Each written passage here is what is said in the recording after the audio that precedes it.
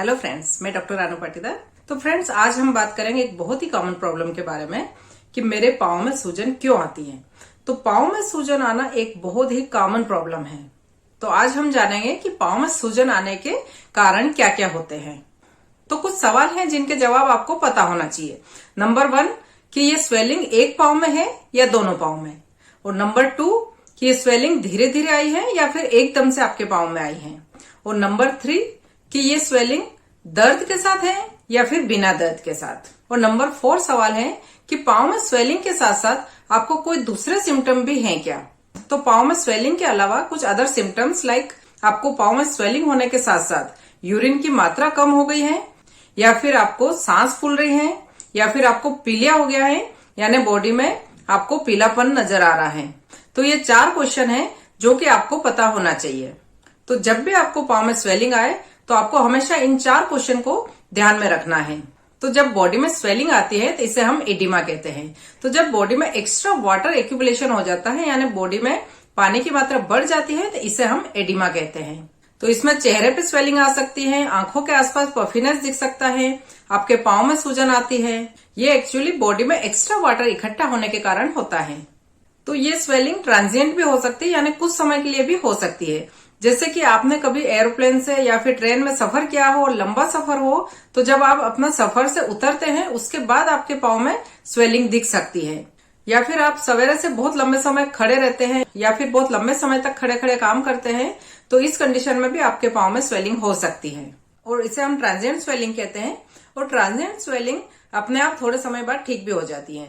लेकिन अगर पाँव में स्वेलिंग ज्यादा समय तक बनी रहती है तो ये किसी सीरियस डिसीज का सिम्टम हो सकता है, जैसे कि आपको हार्ट की प्रॉब्लम हो, या फिर प्रोटीन एनर्जी माल न्यूट्रिशन की प्रॉब्लम हो, चाहे वो किडनी की प्रॉब्लम हो या लीवर की प्रॉब्लम हो। तो इन सभी प्रॉब्लम्स में आपके पाँव में स्वेलिंग आ सकती है। तो हमारी जो ब्लड वेसल होती है वो 3 टाइप की होती है। एक होती है आर्टरी, जो कि आपके हार्ट से पूरे शरीर में ब्लड सप्लाई करती है, और दूसरी होती है वेन्स, जो कि पूरी बॉडी से ब्लड को हार्ट की तरफ लाती है। इसके अलावा एक पैरेलल लाइन चलती है जिसे हम लिम्फेटिक्स कहते हैं। वो बेसिकली लिम्फ को लेके चलती है, और लिम्फ भी एक तरह का फ्लूइड होता है। तो लिम्फेटिक्स में कहीं ब्लॉकेज हो जाता है तब भी आपको स्वेलिंग हो सकती है। तो लिम्फेटिक्स में ब्लॉकेज कब होगा? जैसे अगर आपको कोई कैंसर जैसी बीमारी है तो उससे आपके लिम्फेटिक्स डैमेज हो सकते हैं, या फिर आपको कैंसर का कोई ट्रीटमेंट चल रहा हो, तो अगर आपको कोई थेरेपी चल रही है तो आपके लिम्फ नोड ब्लॉकेज हो जाएंगे, और अगर लिम्फ नोड ब्लॉकेज होते हैं तो इसकी वजह से भी पाँव में स्वेलिंग आती है। तो हमारे देश में फाइलेरिया नाम की बीमारी बहुत कॉमन होती है। तो इसमें वास्तव में जो लिम्फेटिक्स होते हैं वो ब्लॉक हो जाते हैं, और इसकी वजह से आपके पाँव में बहुत ज्यादा स्वेलिंग हो जाती है, जिसे हाथी पाँव भी कहा जाता है। तो फाइलेरिया जैसी बीमारी में भी इस तरह की प्रॉब्लम होती है। तो ये बेसिकली पेनलेस होती है, और एक नॉन पिटिंग एडिमा होता है, यानी कि आप दबाएंगे तब भी ये दबेगा नहीं। और नेक्स्ट होती है क्रोनिक विनस इनसफिशियंसी। तो जो वेन्स होती है वो ब्लड को हार्ट की तरफ वापस लाती है। तो जो वेन्स होती है उसके अंदर वॉल्व होते हैं। तो वॉल्व का काम क्या होता है कि जो ब्लड वापस हार्ट की तरफ आ रहा है तो वो वापस नीचे की तरफ ना जाए। तो किसी भी वजह से अगर आपकी वेन के वॉल डैमेज हो जाते हैं तो जो ब्लड ऊपर जाना चाहिए वो वापस नीचे आता है, और इसकी वजह से आपके पाँव में स्वेलिंग आ जाती है। तो वेरिकोज वेन यानी कि अगर आप बहुत लंबे समय तक खड़े रहते हैं, या आपकी जो ड्यूटी है उसमें आपको बहुत लंबे समय तक खड़ा रहना पड़ सकता है, तो जो लोग बहुत लंबे समय तक खड़े रहते हैं या बहुत लंबे समय तक चलते हैं तो उनके पाँव में वेरिकोज वेन डेवलप हो जाती है, जो दिखने में सांप जैसी दिखाई देती है। और अगर एक बार वेरिकोज वेन हुई तो लॉन्ग टाइम के बाद आपको क्रोनिक विनस इनसफिशियंसी हो जाती है, और उसके चलते आपको एडिमा होने लग जाएगा। तो अगर आपको कभी भी इंजुरी होती है तो आप जानते हैं कि इसमें आपको स्वेलिंग आती है, चाहे वो फ्रैक्चर हो, चाहे वो स्प्रेन हो, तो इसके चलते आपको स्वेलिंग आएगी, क्योंकि इन्फ्लेमेटरी फ्लूइड कलेक्शन होता है। लेकिन इसमें स्वेलिंग के साथ साथ आपको बहुत पेन भी होता है। इसी तरह की स्वेलिंग कभी कभी गाउट में भी आ जाती है, जिसे हम यूरिक एसिड आर्थराइटिस के नाम से भी जानते हैं, जो हाई प्रोटीन डाइट लेने से होती है। तो अगर आपको इंजुरी हुई है, साथ में स्वेलिंग है और बहुत ज्यादा पेन है, तो इसमें देखने की जरूरत होती है कि कहीं आपको फ्रैक्चर तो नहीं हो गया है। और अगर चोट नहीं लगी है फिर भी पैर में स्वेलिंग दिख रही है तो आपको ध्यान देने की जरूरत है कि आपको कहीं यूरिक एसिड आर्थराइटिस तो नहीं। और एक होता है प्रेगनेंसी। तो प्रेगनेंसी में नेचुरली आपको हल्की हल्की पाँव में स्वेलिंग आती है। तो ये प्रेगनेंसी में नेचुरली होता है, क्योंकि जो आपकी बॉडी होती है वो प्रेगनेंसी के दौरान वाटर रिटेन करती है। लेकिन इस तरह की स्वेलिंग एक नेचुरल स्वेलिंग होती है, तो इससे ना तो आपके ऊपर ना ही आपके बेबी के ऊपर कोई साइड इफेक्ट होता है। तो इस तरह की हल्की स्वेलिंग अगर होती है तो इसमें ज्यादा परेशान होने की कोई जरूरत नहीं है। लेकिन स्वेलिंग हमेशा हल्की फुल्की या कैजुअल नहीं हो सकती है। कभी कभी प्रेगनेंसी में प्री एक्लेम्पशिया डेवलप हो जाता है, जो कि 5th मंथ के बाद होता है। तो इसमें आपको स्वेलिंग के साथ साथ आपको हेडेक होगा, आपका जी मचलाएगा, आपको सांस में दिक्कत होने लग जाएगी, आपको पेट में दर्द होगा। एक्चुअली जो प्री एक्लेम्पशिया होता है वो हमेशा 20 वीक या 5वें महीने के बाद ही आता है, और ये यूजुअली आपके हाई ब्लड प्रेशर से एसोसिएटेड होता है। मतलब आपका ब्लड प्रेशर बढ़ने लग जाएगा, स्वेलिंग आने लग जाएगी और बहुत सारी प्रॉब्लम होने लग जाती है। तो इस तरह से जो प्री एक्लेम्पशिया की प्रॉब्लम है वो एक सीरियस इश्यू होता है।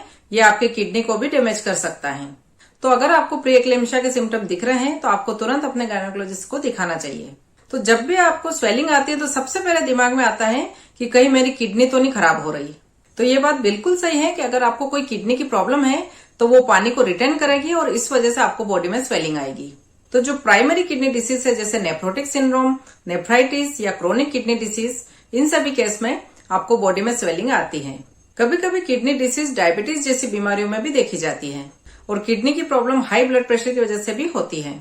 तो किडनी की डिसीज, चाहे वो किडनी की डिसीज हो या फिर डायबिटीज की वजह से हो या ब्लड प्रेशर की वजह से हो, तो इन सब के चलते किडनी में पानी का रिटेंशन होगा और इस वजह से आपको बॉडी में स्वेलिंग आएगी। कभी कभी अगर दोनों पांव में बराबर स्वेलिंग आती है तो वो हार्ट की डिसीज का भी संकेत होती है, और किसी वजह से अगर वो ब्लड हार्ट को आगे पंप नहीं कर पाता है, प्रेशर ज्यादा है, तो आपको वास्तव में स्वेलिंग आएगी। तो अगर हार्ट की प्रॉब्लम है तो पाँव में स्वेलिंग के साथ साथ आपको सांस फूलेगी, आपको बैठने में भी सांस फूल सकती है, और सबसे ज्यादा आपको लेटने के बाद सांस फूलती है।